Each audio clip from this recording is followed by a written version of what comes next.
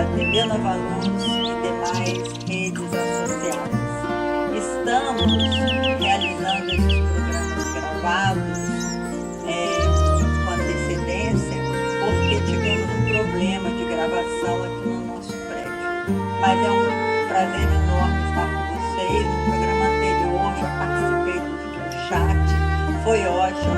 Enquanto eu mesmo falava sobre o assunto, a gente entrou e conversou com muita fraternidade. Foi uma delícia. Podemos nos ajudar mutuamente. E nós estamos estudando esse livro que está aqui do meu ladinho, O Problema do Ser, do Destino e da Dor, de Leon Denis.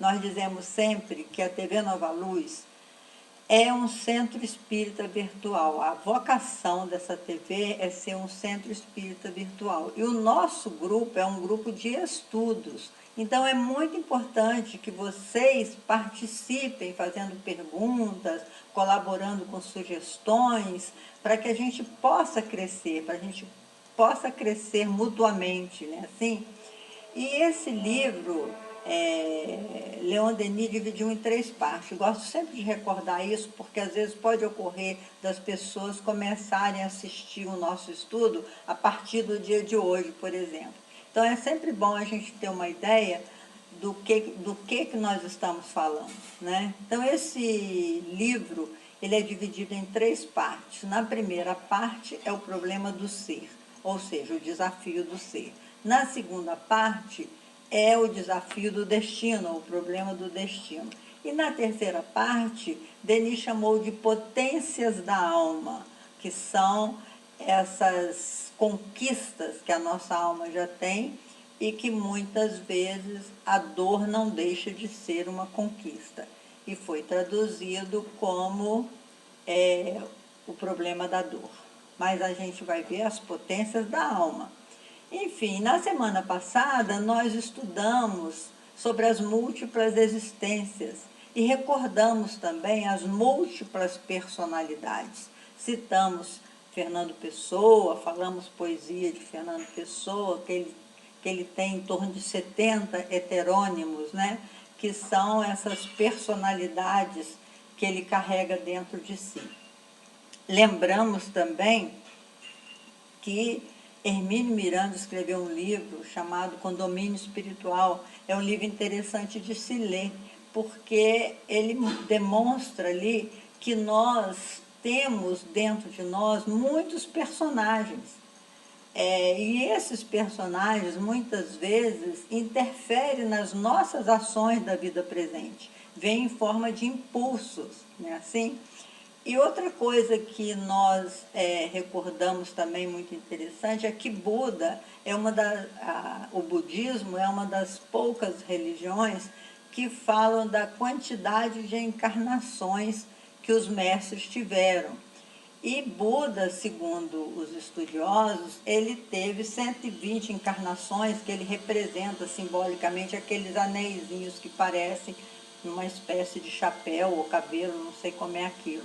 Mas aparece 120 rodinhas, e aquelas rodinhas representam o número de encarnações que Buda teve até chegar à consciência iluminada, né, de Siddhartha Gautama, até a encarnação de Siddhartha Gautama, em que ele se tornou um iluminado. Vimos tudo isso na semana passada, mas hoje nós vamos estudar um assunto muito interessante também, que é um desafio do ser, que é o sono. Leon Denis faz um estudo maravilhoso sobre o sono, nos relatando que existem muitos tipos de sono. Normalmente, o sono é reparador. Nós precisamos dormir para termos saúde, para conseguirmos viver a quantidade de fluido vital que recebemos para viver na Terra. Nós precisamos de dormir. Na verdade, a gente passa 1/3 da vida dormindo. Se nós desencarnarmos com 90 anos, nós vamos ter passado praticamente 30 anos dormindo. E por que nós precisamos dormir? Ele analisa o sono reparador, o sono quando é um bom sono, e que as pessoas, elas têm necessidade de diferentes horas de sono. Na média, as pessoas precisam de 6 a 8 horas no estado de sono. Mas existem pessoas que precisam de menos tempo, entra no sono profundo mais rapidamente. Porque o sono reparador é quando a gente consegue entrar no sono profundo, que o sono tem várias fases. Tem aquela fase, um transe inicial, que você está percebendo tudo que está ocorrendo em volta, mas não está abrindo o olho, você está naquele transe inicial do sono, né? Depois é que você entra no sono profundo. O sono profundo tem uma característica que as pupilas dos olhos ficam batendo, como se a pessoa estivesse realizando alguma coisa durante o sono. E, na verdade, realizam. Porque Freud, ele disse que para nós dormirmos, a gente precisa antes sonhar, que o sonho antecede ao sono. Por quê? É o sonho comum. Esse sonho comum, que no próximo encontro nós vamos estudar com mais profundidade os sonhos. Nós estamos vendo nessa primeira parte sobre o sono. O sonho comum é aquele que a gente pode até chamar muitas vezes de pesadelo. É quando nós, na nossa preocupação do dia a dia, a gente. Deixa eu desligar o celular. Na nossa preocupação do dia a dia, a gente transfere para a nossa noite de sono aquelas preocupações em forma simbólica. Então a gente sonha, por exemplo, né, nessa fase que antecede ao sono profundo, a gente sonha que está correndo, alguém está nos assaltando, alguém está machucando o nosso filho. Às vezes a gente está numa situação assim, sem saída, né? Quando malfeitores chegam perto da gente. Todos esses pesadelos que ocorrem são preocupações do nosso dia a dia. E quando você vê um filme muito violento na hora de dormir, aquelas imagens também ficam impregnadas no seu campo psíquico. E aí, na hora que você relaxa para dormir, aquelas imagens vêm à tona de forma misturada. Que o nosso sonho, ele é muito simbólico. E isso nós vamos ver com detalhe no nosso próximo encontro. Mas Leon Denis diz que no sono a gente amplia consideravelmente as percepções psíquicas. O que ele quer dizer com isso? Quando você dorme, você pode ampliar a sua percepção psíquica e ter informações que você necessita para o dia seguinte. Por isso que ele diz assim, que a noite é boa conselheira, que a gente não deve, de forma nenhuma, decidir alguma coisa importante da nossa vida antes de dormir. Porque ao deitarmos no nosso colchãozinho quentinho, né? No nosso cantinho, na nossa cama, ao recostarmos na nossa cama, nós vamos entrar em contato com o nosso guia espiritual, vamos entrar em contato com algumas informações do nosso subconsciente e isso nos levará a uma melhor decisão daquilo que nos preocupa. É muito interessante Denis dizer que a alma simplesmente se desprende, ela sai do corpo. Então, no nosso sono físico, existe um desprendimento da alma, a nossa alma se liberta. Mas muitas vezes ela fica ao redor dos problemas mesmo, fica no seu cotidiano. Ela não se permite caminhar para muito longe, né? Leon Denis fala também que esse desprendimento não pode ser total. Fica um vínculo com o nosso psiquismo, que André Luiz chamou de um cordão de prata. Nós ficamos ligados, né, ao nosso corpo físico e podemos realizar as viagens astrais ou nos afastarmos bastante do nosso corpo, mas assim que o corpo sofre qualquer coisa, um susto, um choque, uma lembrança qualquer, a alma, né, imediatamente ela retorna ao corpo físico. A alma revestida pelo seu perispírito, porque mesmo ao sairmos do nosso corpo físico, nós não deixamos o nosso perispírito ou corpo espiritual junto ao corpo físico, não. O perispírito é o revestimento da alma. Então, a gente viaja com o nosso corpo espiritual. A alma emancipada, diz Denis, continuará a influenciar o corpo mediante o laço fluídico que continuamente liga um à outra. Liga o corpo à alma. Então, esse laço fluídico é que André Luiz chamou de cordão de prata. Diz Denis, a ação terapêutica provocada pela sugestão. Então, por exemplo, eles utilizavam muito para conhecer, para fazer um estudo sobre o sono, eles faziam o adormecimento através da hipnose. Nós estávamos falando, meus irmãos, que o sono é muito importante na nossa vida, porque nós precisamos dormir para suportar a vida na Terra. A alma humana, ela não está aprisionada como se estivesse presa numa gaiola. Ela está ligada molécula a molécula ao corpo físico, mas ela pode exteriorizar. É que os estudiosos chamam de exteriorização da alma, a alma revestida com seu perispírito. E Leon Denis coloca que o sono ele é restaurador do corpo físico. Quando a gente dorme, né, quando você entra no sono profundo, a sua organização física ela está apta a recuperar-se, a recuperar não só do cansaço do dia a dia, mas também a equilibrar a sua organização biológica. O sono propicia isso.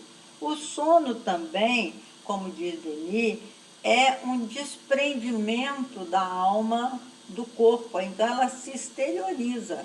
Ela exterioriza, mas fica ligado ao corpo por um laço fluídico, a que André Luiz chamou de cordão de prata. E ele diz assim, a ação terapêutica a alma emancipada continuará a influenciar o corpo mediante o laço fluídico que continuamente liga um ao outro, né? Isso nós já falamos. E ele diz, a ação terapêutica provocada pela sugestão é muito eficaz. Então, por exemplo, quando uma pessoa está adoecida e não consegue dormir, a sugestão dada por outra pessoa, que antigamente, para estudar o sono, eles utilizavam da hipnose, faziam um sono magnético na pessoa, e através da sugestão.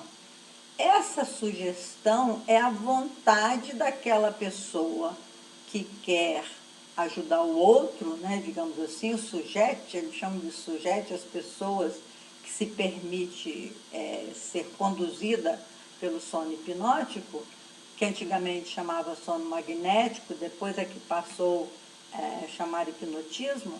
Então, esse sono hipnótico permite que o hipnotizador, faça com que ele atenda alguns apelos de modificação da sua saúde. Por exemplo, vou dar um exemplo, eu tinha uma prima que ela fumava muito, e ela queria muito parar de fumar. E ela falou assim para mim, Leila, vamos uma sessão de hipnose comigo? Eu tenho medo de ir sozinha. Aí nós fomos na sessão de hipnose, eu perguntei ao doutor, né, se eu poderia assistir, porque ela gostaria muito que eu ficasse junto, ela não estava confiante em ficar sozinha. E ele permitiu, mas disse para mim, olha, nada do que se passa aqui você vai poder revelar, porque senão não vai adiantar. E aí, durante a sessão de hipnose, ele foi fazendo aquelas sugestões, né, através da respiração, etc., tal, conduzindo a hipnose. Em determinado momento, ele falou assim, eu sei que você odeia um bicho, qual que é ele mesmo?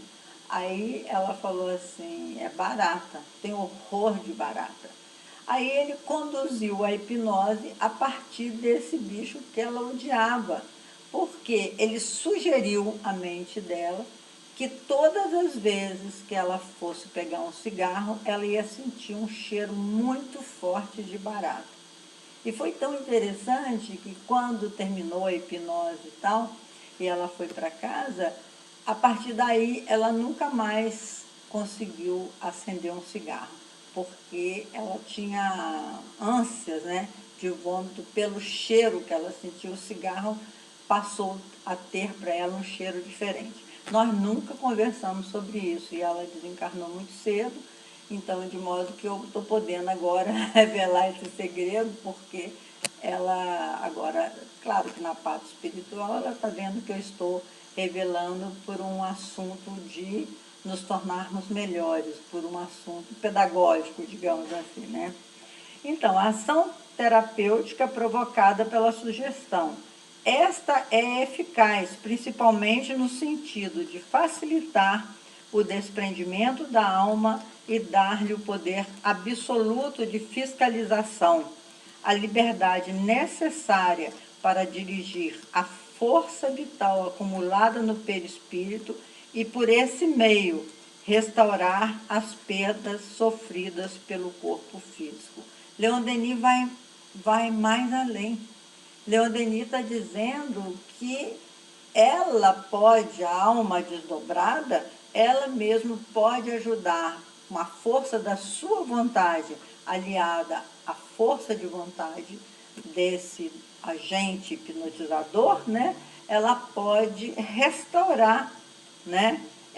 Dirigir a força vital acumulada no perispírito, vamos dizer, ela conduzir a força vital que ela tem e criar modificações propícias nas suas próprias células físicas. Olha como é interessante, meu irmão, esses estudos. Nunca passei por essa experimentação. E os estudiosos do século XIX, Leon Denis, Gabriel Delany, Ernesto Bozano, todos esses experimentadores, eles utilizavam muito a força da sugestão, através da sua vontade, interferir na vontade do outro, do sujeito. E esse outro teria que estar sob as forças, né, do magnetismo, da hipnose.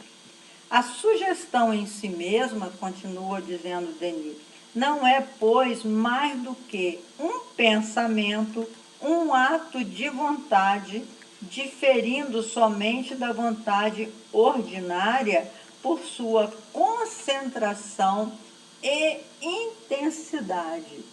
Então, isso aí é um verdadeiro treinamento. Nós não vamos conseguir realizar a hipnose se nós não treinarmos esse processo de fixar o pensamento numa vontade e direcionar essa vontade para aquele objetivo, para aquele objeto. Então, os estudos do hipnotismo são os estudos bem interessantes e ajudam muito durante aquele sono magnético, sono hipnótico.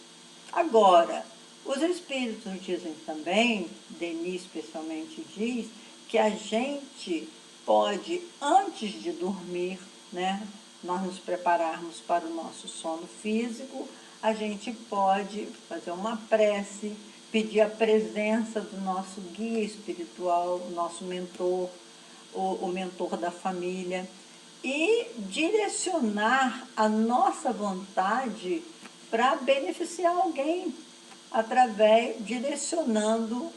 treinando direcionar essa energia. E também possibilitando a nossa exteriorização. É muito profundo esse estudo. Eu tive a oportunidade de estudar hipnose na época que fiz a pós-graduação em paranormalidade, né, que eu sou parapsicóloga, e a gente treinava entre nós, eu hipnotizar a minha amiga, ela me hipnotizar, fazer uma regressão de memória através da hipnose, voltar ao ventre materno, tentar ir antes do ventre materno, em vidas anteriores, etc. e tal. Isso é um treinamento que exige muita dedicação e aprender mesmo a fixar a vontade e exteriorizar a energia da vontade. A sugestão em si mesmo, como eu já li, né, não tem nada de diferente de um pensamento, de um ato de vontade, a não ser pela sua intensidade, diz Leon Denis. Então, você tem que ficar com aquela intensidade, fixar aquela intensidade de pensamento. A sugestão, então, torna-se uma espécie de impulso, de alavanca que mobiliza a força vital e dirige-a para o ponto onde ela tem de operar. A sugestão pode exercer-se tanto na ordem física, por uma influência direta sobre o sistema nervoso. Então, o hipnotizador ou sugestionador, ele pode endereçar a sua vontade, a sua sugestão para o seu sistema nervoso central e dar ordens ali, ou então para a sua alma, dando uma ordem moral sobre o eu central e a consciência do sujeito. Então, assim, olha que coisa impressionante que nós estamos falando. Nós temos um potencial mental que a gente precisa aprender a usar. Muitas pessoas treinaram a hipnose, a sugestão mental, a força mental, muitas vezes para o mal. Quando você vai numa organização em que eles pegam um bonequinho, um voodoo, né, que eles chamam voodoo, e começam a espetar ali o bonequinho, direcionando a sua vontade, aquele bonequinho representando alguém, é utilizar essa força para o mal. E muitas vezes, se as pessoas, ou a pessoa em questão não estiver prevenida, ela pode se deixar influenciar por essas energias deletérias que lhes são enviadas. Por isso é que Jesus diz: orai e vigiai. A vigilância é estabelecer uma vigilância para as energias que chegam até você. Às vezes você entra num lugar e diz assim: nossa, esse lugar não está me fazendo bem, mas ainda assim você permanece no lugar. Então você vai sentir na sua organização física ou até mesmo na sua organização psíquica aquelas energias que as pessoas, por ignorância, né, utilizaram para contrariar as leis de amor de Deus, contra as leis de amor de Deus.